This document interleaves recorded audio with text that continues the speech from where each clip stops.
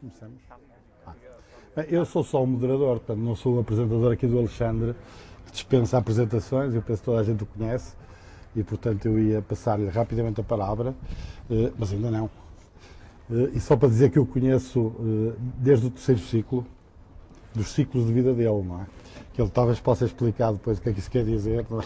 Penso que agora estás no quarto ciclo, não é? Entrar no quarto ciclo, portanto eu conheço desde o terceiro, portanto não o conheci no primeiro e segundo ciclos.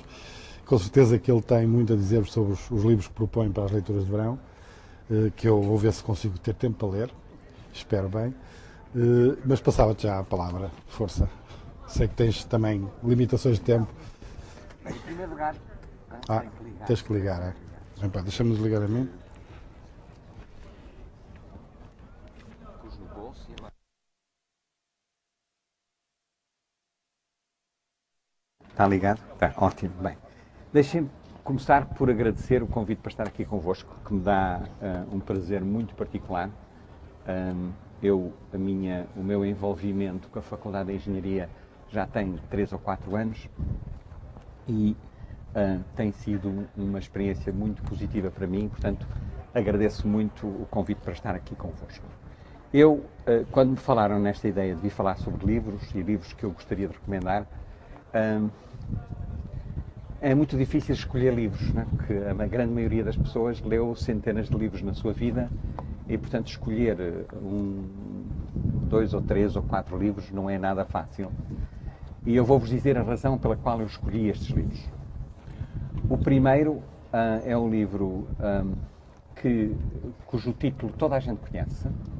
A grande maioria das pessoas provavelmente até já viu uma das versões do filme, o Frankenstein, mas quase ninguém leu. Eu quase que garantia que nesta audiência, se houver uma ou duas pessoas que já leram Frankenstein, estamos cheios de sorte. A grande maioria das pessoas nunca leu Frankenstein. Sabe mais ou menos a história do Frankenstein, mas nunca leu. E eu também nunca tinha lido, até aí há meia dúzia de anos atrás. E um dia, numas férias, peguei num livro, não é um livro muito grande, é um livro pequenino, lê-se muito bem, lê-se numa viagem de avião de 5 horas, lê-se isto com muita facilidade, num dia, na praia, lê-se com muita facilidade, e é um livro absolutamente extraordinário.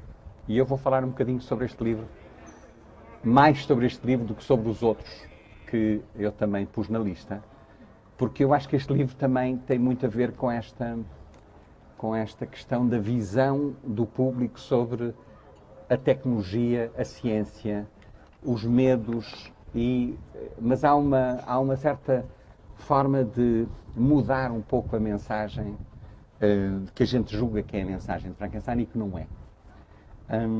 Os outros, eu depois tinha listado mais 4 livros. Um livro que se chama O Leitor, e que esse, se calhar, muitos de vocês já leram. É um livro recente. Este livro da Mary Shelley foi publicado em 1816, portanto é um livro de há 2 séculos. O Leitor é um livro muito recente. É um livro que tem uma história muito especial. Eu lembro-me que eu peguei nesse livro, nunca tinha ouvido falar nele, peguei num aeroporto, numa viagem de Londres para Nova Iorque, e cheguei a Nova Iorque a chorar baba e ranho, mas eu também sou um bocadinho fácil de lágrimas, e as pessoas ao meu lado no avião muito preocupadas o que é que lhe tinha acontecido. Mas é um livro espantoso. Não lhes vou contar a história, porque a história é muito particular e é preciso descobrir a história.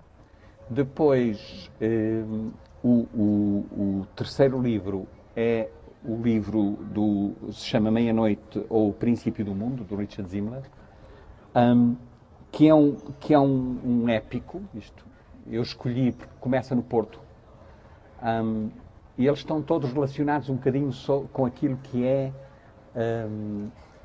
momentos de brutalidade ou momentos como é que eu diria, de perseguição de determinados, ou que tem a ver em qualquer altura sobre a questão da perseguição ou do mal-entendido que se estabelece em determinadas situações. E os dois últimos livros são livros de divulgação científica que eu recomendo altamente.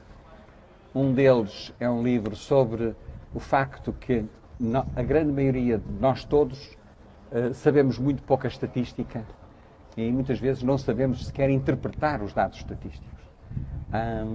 E tem uma série de exemplos extraordinários sobre formas como é vendida a mensagem estatística e como nós engolimos uma série de coisas que não têm muito a ver com aquilo que é a mensagem principal.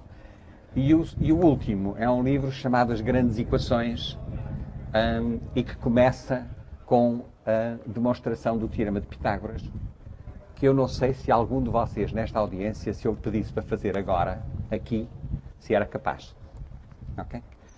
Há 550 demonstrações do Teorema de Pitágoras, que são algumas lindíssimas e muito elegantes, mas nós todos, se calhar, aprendemos a certa altura a demonstrar o Teorema de Pitágoras, né, que é a soma dos quadrados dos catetos é igual ao quadrado da hipotenusa, mas demonstrar, eu quase que punha a mão no fogo, que não há ninguém nesta audiência que era capaz de o fazer.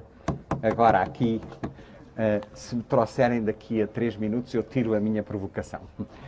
Portanto, tem 3 minutos para demonstrar o Teorema de Pitágoras de forma geométrica, que é a forma como ela é demonstrada. Bem. Temos um que... Ótimo. Bem. Deixem-me começar com o Frankenstein, que é um livro que é publicado, é escrito por uma jovem de 18 anos. A Mary Shelley, quando escreveu este livro, tinha 18 anos. E a Mary Shelley é um personagem muito curioso. Ela é filha de de duas grandes personalidades. A mãe dela foi uma das primeiras mulheres a lutarem pelos direitos das mulheres de votarem, Mary Wollstonecraft, que era uma das primeiras a lutar pelo direito de voto das mulheres na Inglaterra, e o pai dela era um cientista bastante conhecido, e portanto ela vem de uma família muito culta, e ela escreve o livro depois de fazer uma viagem pela Europa, numa Europa completamente destruída pela guerra. Ela atravessa a Europa no princípio do 1810, 12, depois das invasões napoleónicas, depois da Revolução Francesa, e portanto ela atravessa no mesmo período em que o Goya fez aqueles desenhos maravilhosos, mas muito perturbantes, dos horrores da guerra. Muitos de vocês ou já os viram ou já viram em livros. E, portanto, ela atravessa a Europa e vê uma Europa completamente... Ela vem de uma família que acredita que o conhecimento e a autonomia das pessoas vai criar um mundo melhor, e ela vê uma Europa completamente destruída. E o livro é, em parte, uma reação a essa visão dela.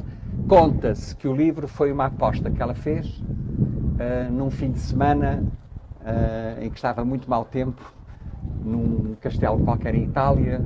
Ela, o irmão, o Shelley, e o Lord Byron apostaram que iam escrever, todos eles, um texto curtinho, em 4 dias, e isto é o texto que ela transmite.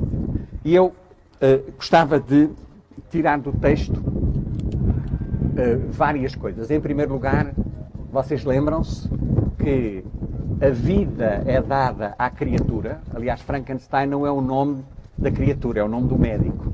Okay? A gente pensa em Frankenstein. Frankenstein é um médico que cria a criatura. E uma coisa muito espantosa, e eu acho que também é indicadora do tempo em que a gente vivia, é que a vida é dada à criatura através da eletricidade.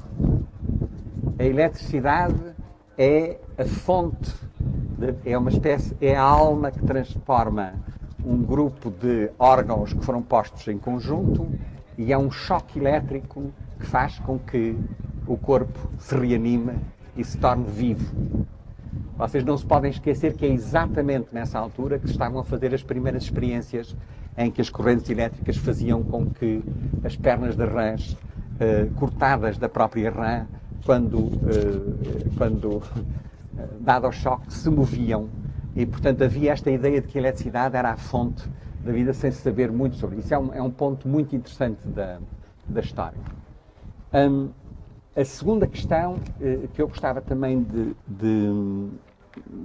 vos transmitir é o reverso daquilo que é a forma como normalmente é entendido a criatura. Na grande maioria dos filmes, a criatura é representada como uma pessoa violenta, uma pessoa que não está bem na sociedade e é agressiva e por aí fora.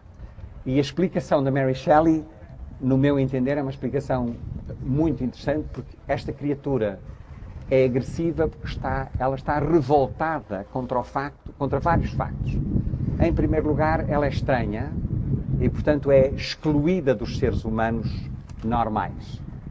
E, portanto, ela sente-se excluída. E, em parte, a reação violenta é por se sentir excluída. Esta é a primeira mensagem do livro.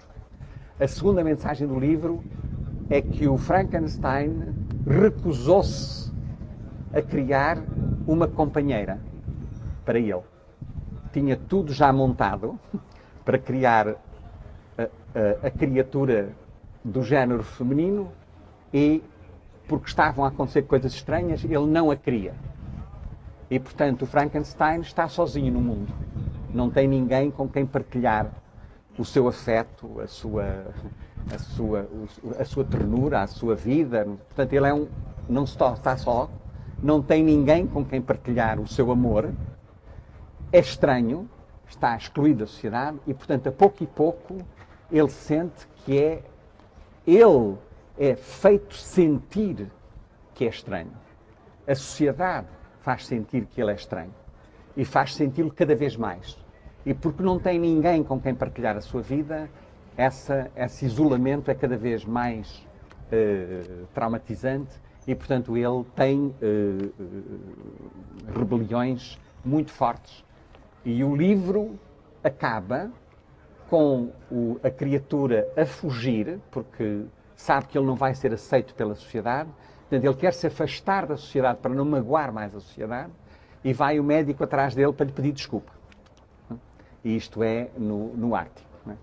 É um livro absolutamente fabuloso porque tem esta mistura daquilo que era a divulgação científica na altura. A vida é criada com bocados de vários sítios. Há também por outro lado, é dada pela eletricidade, mas a criatura é uma vítima. A criatura não é um ser destruidor da natureza. Ele é vítima de uma sociedade que não percebeu que ele era diferente e que tinha outras necessidades. Precisava de alguém que ele pudesse amar. E não lhe deram esse alguém para poder amar. Portanto, esta é a história de Frankenstein. Se a gente passar agora para a época atual, tem muitas analogias com aquilo que é hoje em dia o medo que continua a existir, por exemplo, do transplante de órgãos. Quando começaram a fazer os primeiros transplantes de órgãos, havia muita gente contra a ideia do transplante de órgãos porque achava que estavam a criar criaturas novas.